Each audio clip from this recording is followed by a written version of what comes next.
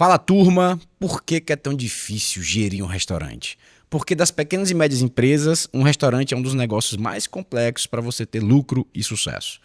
Bem-vindos ao Mundo Gás e hoje eu vou discutir com Pablo Monteiro por que o mundo gastronômico, né, impõe complexidades para a gente gerir e ter sucesso. A gente vai dissecar aqui esse mercado e trazer, quem sabe, alguns pequenos caminhos para nesse podcast, nesse episódio, você destravar aí sua operação e ter mais sucesso. Pablito, bem-vindo. Vamos nessa. Obrigado, cara. Vamos pra cima. Bem-vindo como se fosse só meu, né? Nossa, é nossa aqui essa parada. Vamos pra cima. Vamos pra cima. Acho que vamos discutir, para quem nos conhece, né? Mais uma vez estamos aqui num café com gás. Mentira, Mundo Gás. Mas tomando um cafezinho. E a ideia aqui, ó, tomando um cafezinho. E tomar um gole pra... Não posso tomar o que eu tô falando aqui. E o segredo do rádio, aí o Thiagão aqui que tá aqui com a gente vai me ajudar. É não deixar o espectador... né, sem o entretenimento, vai falando e a galera vai aqui, ó, conectada. Mas vamos lá. Vai ter muito entretenimento. Né? Vamos nessa. Mas vamos lá, Pablito, vamos direto ao ponto, cara. Eu lembro quando eu tive um restaurante, e eu sempre falo disso, que, caramba, é só eu trabalhar muito que vai dar muito certo, não tem perigo, né? Nada resiste a muito trabalho. E eu era do ramo imobiliário, e se você trabalhar muito na hora de vender, você acaba vendendo mais, até por estatística, né? Mas dentro de um restaurante, quando eu empreendi, eu trabalhava muito, e eu entendo que grande parte dos donos de restaurantes, a maioria, trabalha pra caramba, e mesmo assim isso não é sinônimo de sucesso, né? Então esse é a primeira questão, né? É um ramo que, mesmo que eu me esforce ao máximo, eu não tenho sucesso. Outro ponto, e aí a gente vai já abrir pra discussão, só comida boa não garante também a lucratividade, certo? Então, caramba, o mundo caiu de quem empreendeu achando que se trabalhasse muito com comida boa ia ter um negócio próspero. Pablito, por que, na sua visão, que esse negócio é tão complexo e essas crenças que eu acabei de dissolver realmente não fazem sentido nesse mercado? Acho que são vários motivos, né? Mas vamos pro primeiro deles. É fácil.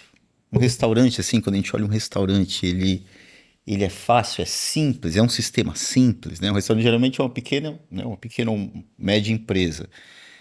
Ela é complexa, né? Qualquer pequeno e médio negócio, ele tem já a sua complexidade, né? Porque ele tem recursos escassos, né? Eu tenho pouca gente, quando eu olho um organograma ali, eu não consigo completar, né? Cada caixinha do organograma para uma pessoa específica para aquilo. Eu não tenho espaço, eu não tenho eu não tenho dinheiro, eu não tenho.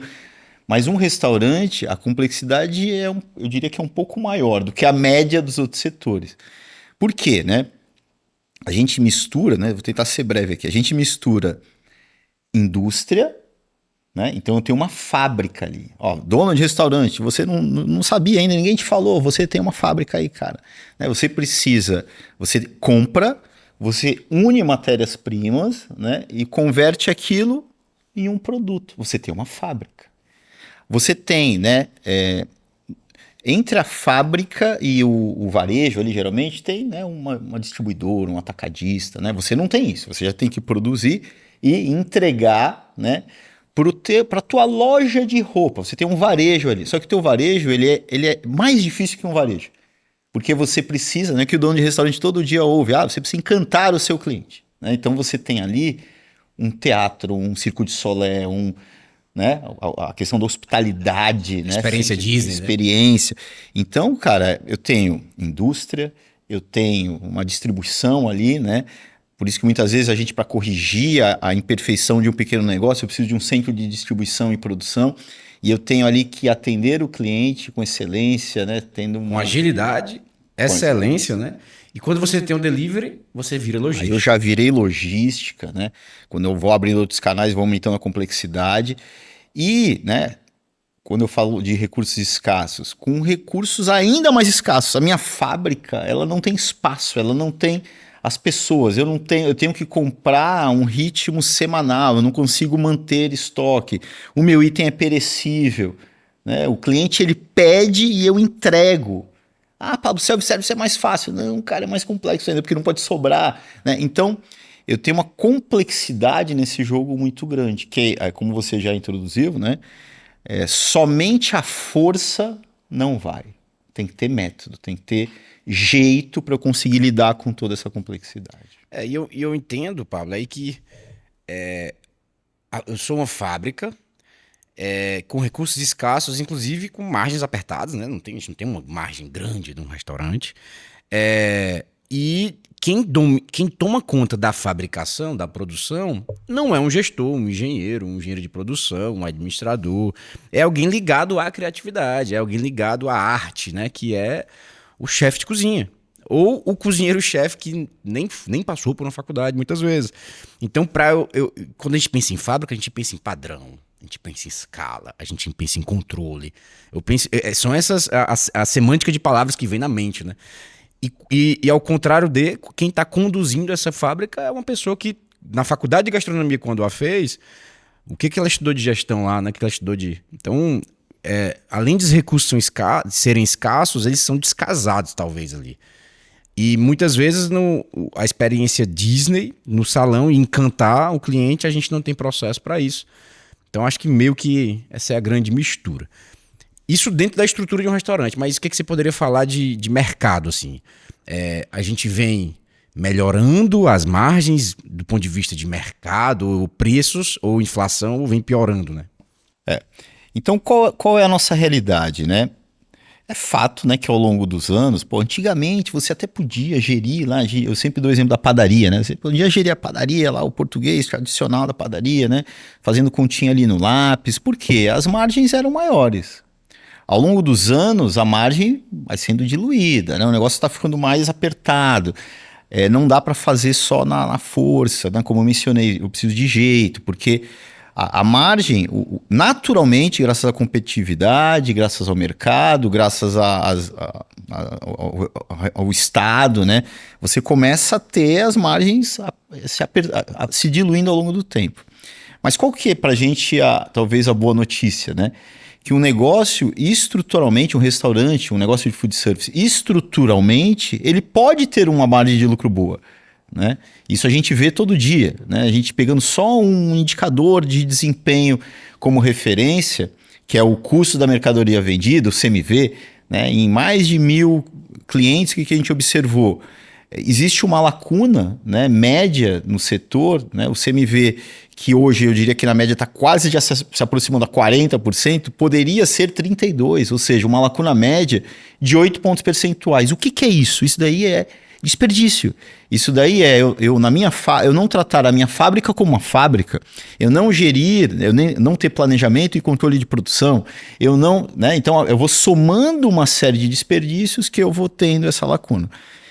Ou seja, é fato que o mercado, as margens vêm se diluindo ao longo do tempo, né? Mas a gente entende que um negócio estruturalmente ele ainda é muito viável.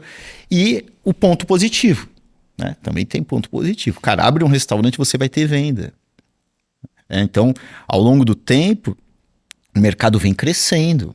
Né? Abriu-se agora, a gente está ganhando o mercado do supermercado. Né? Agora eu tenho um delivery, eu estou ganhando espaço. Então, o mercado ele é crescente. Né? País em desenvolvimento, como o Brasil, ainda tendendo a crescer ainda mais, né? Margem, né, para crescer. Porque qual é o nosso entretenimento? O que você faz com a tua família, Vitão, de entretenimento? Cara, Fala aí. não o que eu mais faço, né? Cara, 100% o restaurante. Inclusive os que tem parquinho, né? Porque se não tiver, eu não vou com as minhas filhas. Cara, entretenimento em geral, é isso. Eu vou tá me relacionando com o setor, né? Então, à medida que a sociedade evolui, ela vai querer ter mais entretenimento, né? Então, isso... E é isso, monta um aplicativo, né? A gente fala muito de tecnologia, monta um software aí, vê se você abre a tua porta e tem gente lá comprando. Pra caramba, né, cara? Então é isso, tem o lado positivo, o negativo, né? O negativo, que é a margem realmente se diluindo ao longo do tempo, é a profissionalização do setor, trazendo processo, trazendo método para o jogo. Então o que a gente está dizendo, né? Pô, cara, um negócio, o mercado, ele é... Um restaurante ele é complexo por estrutura, né? Estruturalmente complexo, muito mais do que uma loja de roupa, muito mais do que vários outros tipos de um escritório de advocacia, né? É muito mais complexo de gerir porque você uniu mundos de fabricação, de entretenimento, e quando você é delivery, adiciona esse delivery com recursos escassos. E você disse aqui que a gente tem, margens apertadas, se apertando mais na real, porque a inflação vai aumentando, a competição também vem diluindo demanda, se você não cresce. Porém, apesar de, a gente desperdiça muito dinheiro em média, porque a gente tem imperfeições, por exemplo, na nossa produção, que representa 8 pontos percentuais do nosso resultado. Se eu faturo 100 mil, é 8 mil que eu boto no lixo, por falta de processo. E eu sempre falo que é performance humana, né? Obviamente que são processos que estão sendo mal geridos ou não geridos, ou sendo omitidos. Mas no final é performance, né? Então quer dizer que eu não dependo para ter 8 pontos a mais de lucro se, né, eu conseguir reduzir 100% do desperdício. Não dependo de nada além de meu conhecimento e como eu vou executar meu negócio. Então a gente tem margem a ser alcançada. Então, ok, esse é o nosso mercado. A competição vem aumentando, eu acho que é outra dor que muita gente fala. Cara, tem muita gente. Abrir um restaurante cada vez mais tem menos barreira de entrada. Hoje em dia você pode montar um delivery de casa, sendo talvez MEI, e depois você vai migrando para um CNPJ. Isso faz com que as pessoas elas busquem a sua autonomia, né? E essa autonomia é sempre aspa, porque a gente é sempre escravo de alguma coisa, né? Mas no final tendo mais autonomia de tempo, e pelo menos de tempo entre aspas também, quando você monta e se ferra, acabou o tempo, mas você pelo menos está decidindo, né? E isso te traz essa paz, muita gente está montando, e isso traz uma grande competição, o que faz com que também a gente, ou você é eficiente, ou você também acaba não tendo lucro e não tendo um bom resultado. Mas beleza, eu acho que da complexidade, eu acho que é isso que a gente tinha que falar. Tem vários outros pontos, mas de um modo geral... 10 minutos. De um modo geral, é isso, tá? Então vamos lá. A gente falou de CMV como uns problemas. Eu quero trazer aqui também um pouco do que a gente tem feito para tentar corrigir esse problema como empresa. A Gás nasceu o método Gás nasceu em 2013, né? No embrião, dentro de um self-service, o modelo mais difícil, né, de ser gerido. E em 2013, 2014, 2015, 2016, enfim, era uma época que falar de gestão parecia uma loucura, né? Então, hoje em dia as pessoas sabem que precisam controlar o CMV. Antigamente ela nem sabia o que era CMV de forma alguma. Pós-pandemia a gente sabe que tem que fazer isso. Mas o CMV é um grande problema e é ele que causa ali grande parte do lucro baixo pelo excesso de desperdício, certo? Eu não quero aqui falar o que é CMV, porque você vai no ChatGPT e coloca, né? Eu quero aqui discutir sobre pontos de melhoria e como o mercado tem trazido soluções para essas dores, tá? Então, a CMV, Pablito, vamos só falar primeiro sobre ele, cara. Qual seria, na tua visão, como é que você explicaria a real importância do CMV, controlar esse departamento dentro de um restaurante? Primeiro, né, porque ele é importante, né? Porque é isso, a gente acabou de falar que 8 pontos percentuais não tem nada, né, dentro do restaurante que possui essa lacuna, essa oportunidade, certo? De você conseguir extrair lucro daquilo. Não tem nenhum indicador onde você possa atuar, com exceção da venda, né? Mas só que, pessoal, você falar, né? Eu tenho um restaurante que fatura 100 mil, 200 mil, né? Você falar, não, eu vou faturar 220, 250, pode acontecer, de fato, mas não está 100% do meu controle. As variáveis não estão 100% do meu controle, né? A gente tem num restaurante, um restaurante no centro de Fortaleza, por exemplo. Se choveu, já era.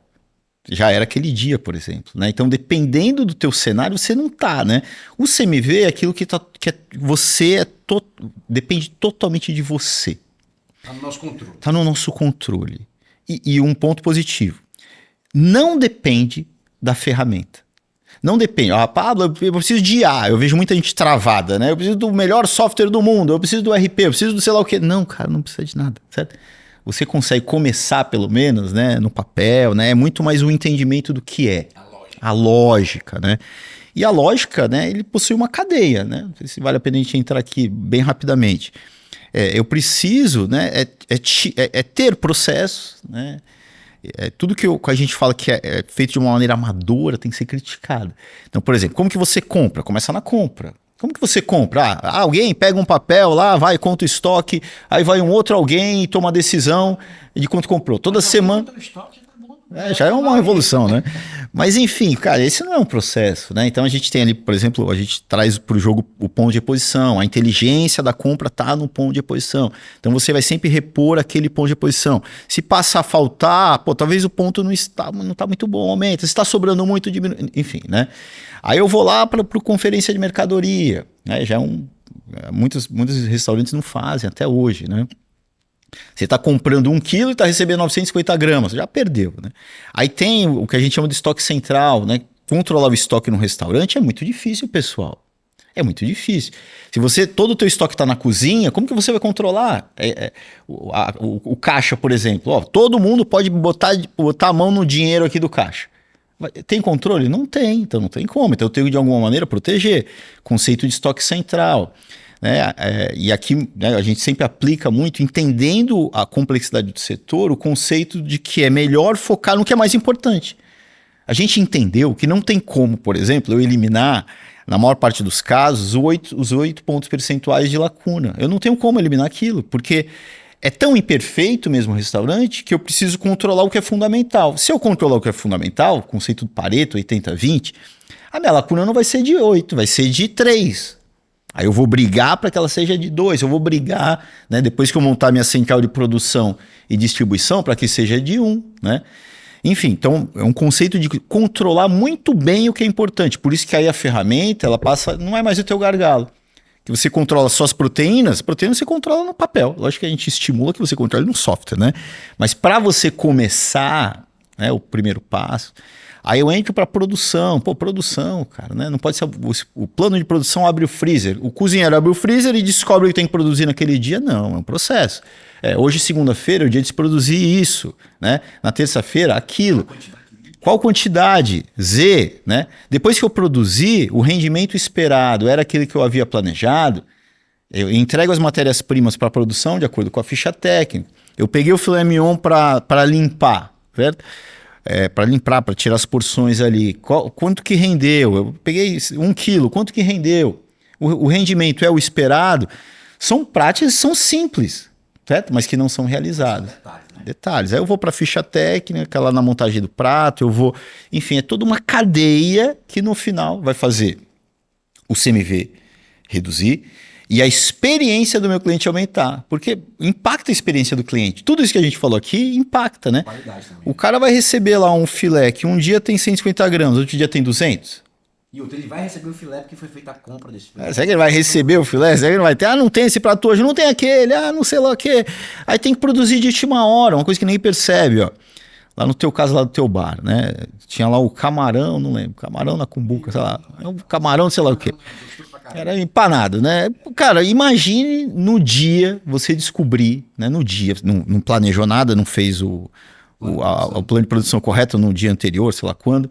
No dia faltou. Você tinha 2 pessoas na tua cozinha. A tua cozinha tinha que parar para fazer não tinha como não ter, tinha que preparar. Um cozinheiro foi para preparar o camarão de última hora.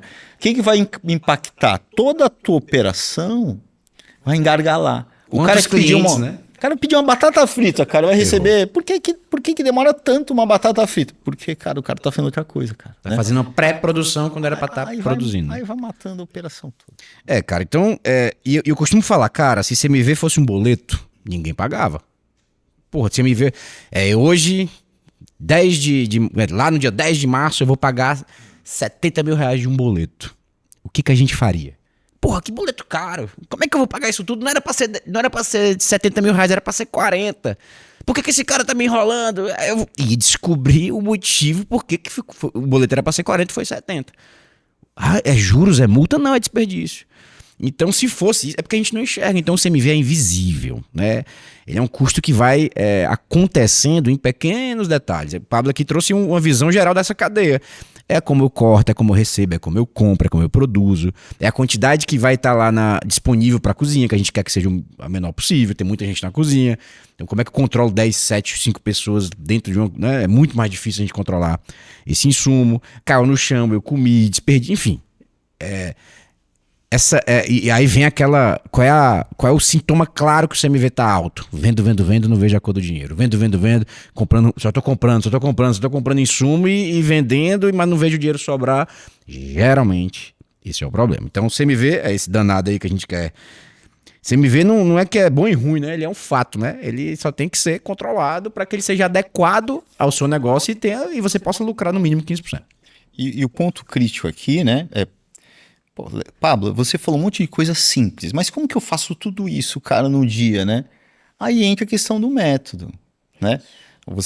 As pessoas têm que saber o que fazer, tem que ter as rotinas adequadas, né? Tem que ter os ciclos de apontamento, né, do status dos processos de maneira adequada. Você tem ali o que a gente chama de gás diário, que é um momento muito importante para a gente olhar, né, para os indicadores, né, resultantes desse processo, né? Não há dependência de nada, de ferramenta, de nada. Embora a ferramenta, ao longo do tempo, eu vou evoluindo, vou precisando evoluir a ferramenta. Mas é muito isso, essa cadência, né? Como, através de um método, né, eu consigo olhar para tudo isso. Então é outra dor que você já parece que viu até meu roteiro.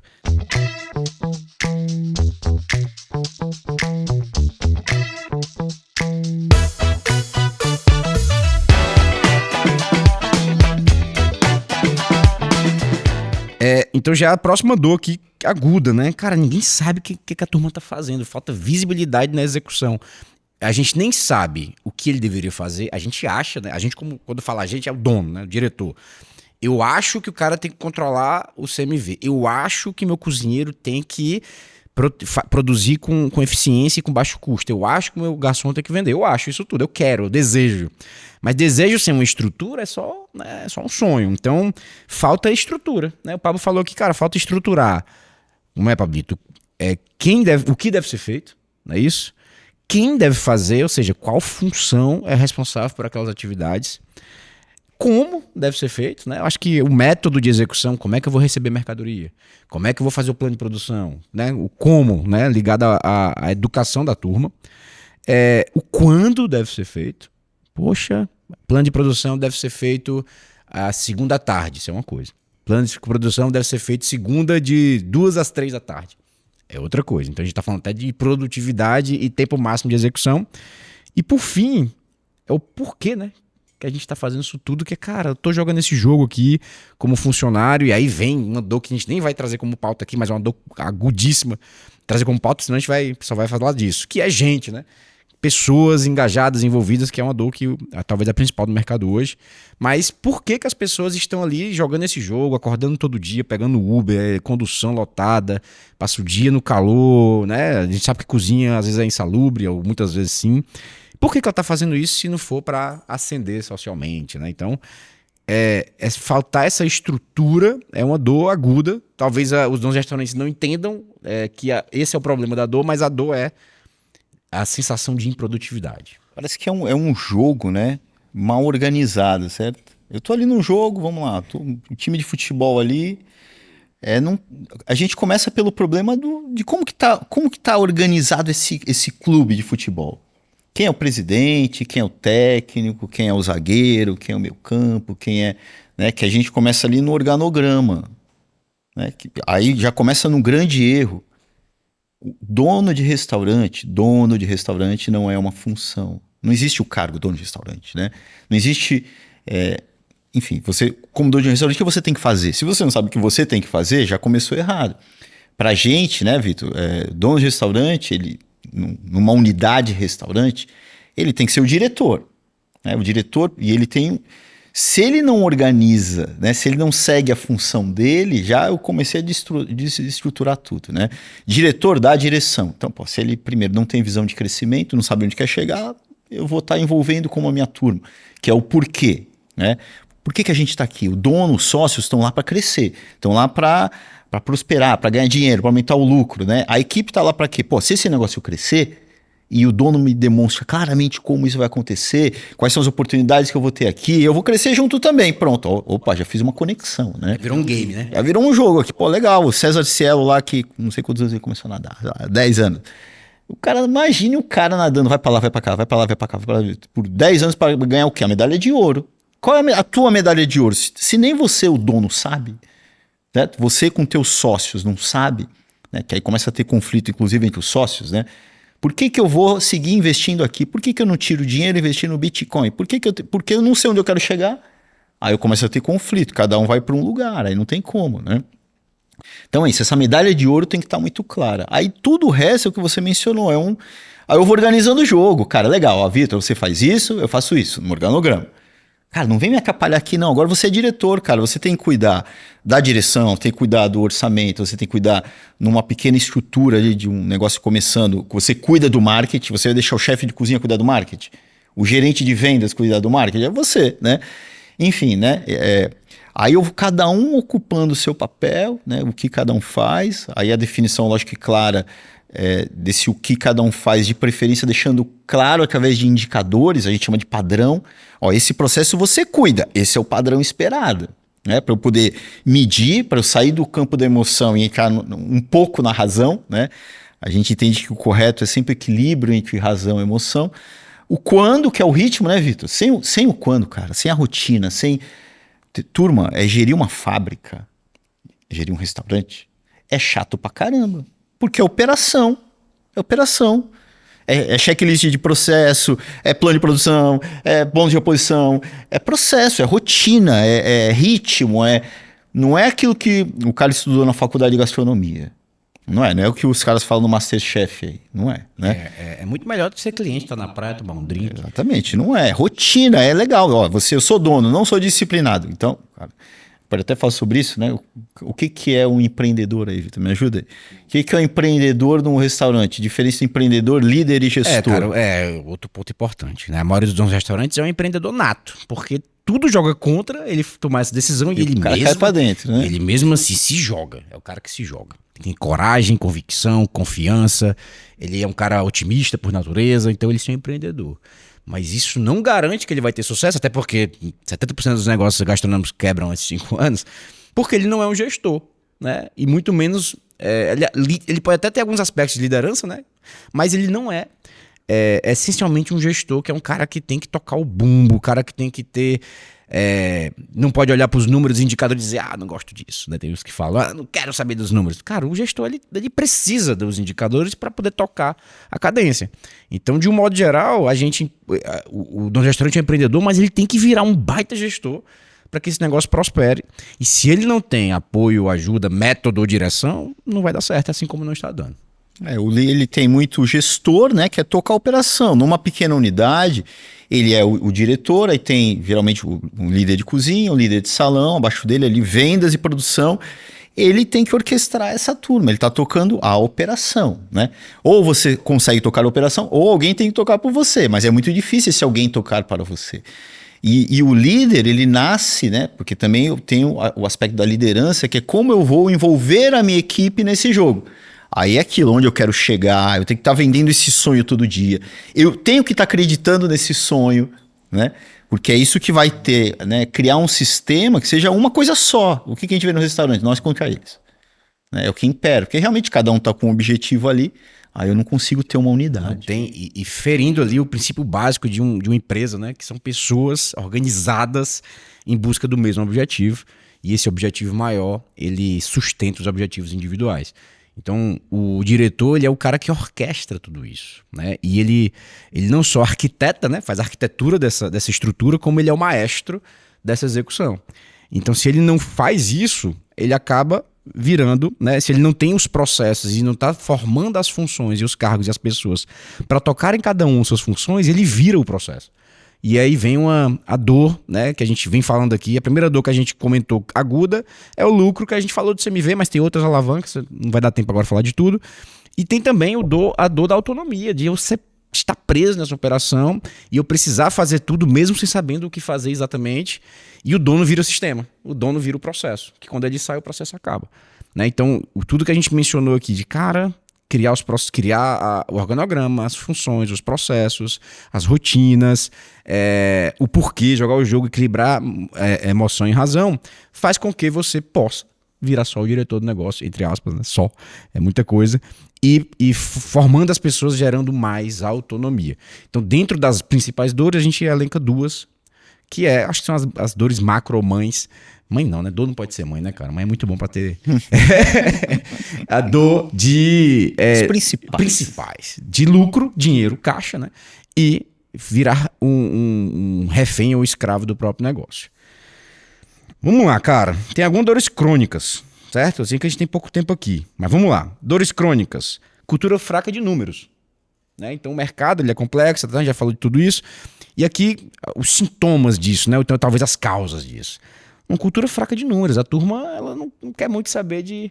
Em tese, só quer saber daquele número maior que é quanto eu faturei e não tem muita visão de toda a nossa... o restante da cadeia, né, numérica que traz informações para a gente tomar decisão. Um restaurante, né, quando não tem número, né, você está totalmente à cega, está totalmente no sistema do eu acho. Quem acha está perdido, né? Então não tem como. Pablo, é muito complexo, questão de número, financeiro, sei lá, o que é muito complexo. A gente tem que tentar reduzir isso ao fundamental. Dependendo da tua maturidade, você consegue... A gente fala que é o método cartesiano, né? Decompor esse problema em mais partes. Quanto mais partes você consegue decompor, mais visão sobre o teu negócio você tem. Mas quando você não tem uma capacidade ainda, uma maturidade grande, você foca no principal. E o que é principal? Cara, não tem como eu não ter um fechamento mensal, não tem como, né? Não tem como eu não medir, né, os indicadores principais, não tem como eu não acompanhar o CMV, o ticket médio, satisfação do cliente. Então, eu consigo, né, mesmo ainda, né, no início, gerir o principal, né? E com esse principal, você vai começar a tomar melhores decisões. Legal. Outra questão. Crescer, para alguns, gera medo. E para outros que são bem inconsequentes, vão sem medo mesmo. Então, quando o cara não tem convicção dos números, não tem um bom lucro, não tem, né, funções replicáveis, processos replicáveis, pessoas sendo treinadas, ou o cara não cresce, o que a gente entende que é um problemaço para o mercado. Não crescer significa, né, ir definhando e encolhendo, ou ele cresce de maneira agregando muito risco a esse crescimento. Então, na tua visão, Pablito, não crescer é um problema e crescer errado é maior? O que você acha disso? Cara, não crescer, literalmente você está morrendo a cada dia, né? Agora, quando você cresce na hora errada também vai. Aí vai certeza que você vai morrer, né? A gente vê um fenômeno acontecendo, né? Muitas casas fecham quando monta a segunda casa. A primeira casa não está rodando ainda, ela não tem um modelo, né, que funciona, que se prova lucrativo e um pouco autônomo, nem falar 100% autônomo. Quando eu quero dar um passo a mais no momento errado. Então ali eu puxo, né? A gente fala, a gente não acredita no olho do dono que engorda o gado. Mas na primeira operação, ele é muito importante, né? O pior é não ter processo e não ter o olho do dono. Então, quando eu monto essa segunda casa e eu não consigo levar esse olho do dono, aí é o fim. Agora, se eu não estou crescendo, aí o meu sistema é todo imperfeito, né? O que a gente falou do porquê. O porquê é uma busca, né, para a prosperidade para os sócios e para aquela equipe que está visualizando aquele potencial de crescimento. Quando eu não estou crescendo, eu não estou reinvestindo no negócio, não tem por que reinvestir. Quando eu não estou crescendo, meus sócios não estão alinhados, caso eu tenha sócio, né? Tá cada um tirando os dividendos ali e botando em outro lugar, eu mato a máquina de investimento. Quando eu não estou crescendo, eu não tenho nem por que investir em branding, né, que é uma coisa muito longo prazo, eu não tenho porquê. Então a empresa ela vai se depreciar, um restaurante deprecia, né? Ele vai se depreciando ao longo do tempo e vai morrendo. Não é à toa, Vitor, que existe aquela estatística, né, que 70% dos negócios fecham antes de 5 anos. Geralmente é isso, esse tempo, né, de depreciação que o negócio morre. Show, Pablito. Vamos lá, bicho. A gente tem 5 minutos para falar de por que o mercado resolve da maneira errada, tenta resolver de maneira errada, e o que a gente traz de convicção depois de 13 anos tentando, certo? Então vamos lá. Tentando, né? Estamos aprendendo. Claro, é difícil pra caramba. Olha a complexidade que é gerir um restaurante. Como é que eu vou dizer que eu já tenho uma fórmula mágica? Isso aí é loucura. Mas vamos lá. A gente viu que é complexo pra caramba ter um restaurante, enfim. Falamos aqui 30 minutos disso. E aí vem uma turma e diz que, cara, compra meu sistema e tá resolvido, velho. Seu problema de lucro acabou, sua equipe vai começar a fazer tudo. Por que um ERP ou apenas um software não resolve esse problema crônico? Vamos lá. Primeiro, não existe botãozinho mágico. Quem está buscando o botãozinho mágico, né, a fórmula mágica, o caminho facinho, quentinho, não existe. Não existe, infelizmente não existe. Olha a complexidade, né? É possível, mas não existe um caminho só. Para a gente, né, o nosso entendimento, quebrando a cabeça, né, a gente está quebrando a cabeça há alguns anos sobre isso, é que soluções pontuais não resolvem. Então, por exemplo, Pablo, eu comprei uma Ferrari, o melhor software de gestão do mundo.